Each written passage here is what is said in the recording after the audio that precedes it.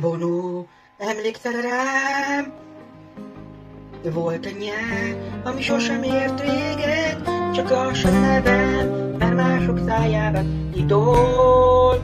De még mindig csak egy áram nevem, mert mások szájában idól.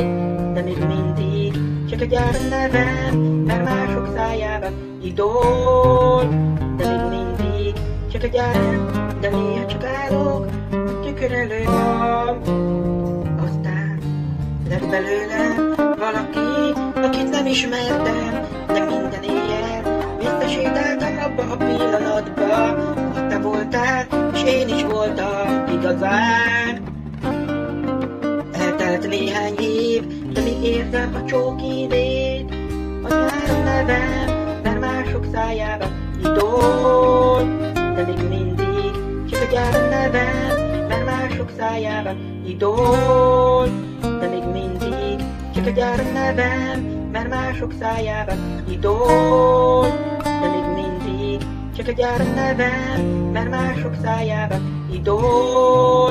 De még mindig csak egy árva lány vagyok néha, aki azt játsza, hogy tudja, mit csinál, közben néha csak sodródik az árral a tetteim. Volt nevem, mert mások szájában idól. De még mindig csak egy áram nevem, mert mások szájában idól. De még mindig csak egy áram nevem, mert mások szájában idól. De még mindig csak egy áram, de miért csak állok tükör előtt, egy már valóság, túl sok vágással, de én még mindig itt vagyok, még mindig táncolok a romokon. Sofia vagyok, nem csak egy név, hanem egy hang, egy arc, egy történet.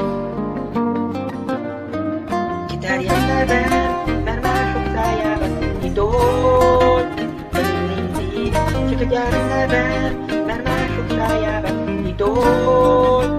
De még mindig csak egy áram nevem, mert mások szájában idól.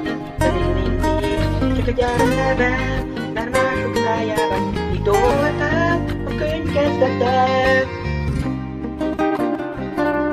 Felnőttem, de néha csak állok a tükör előtt, és azt kérdezem magamtól, tényleg ez vagyok én?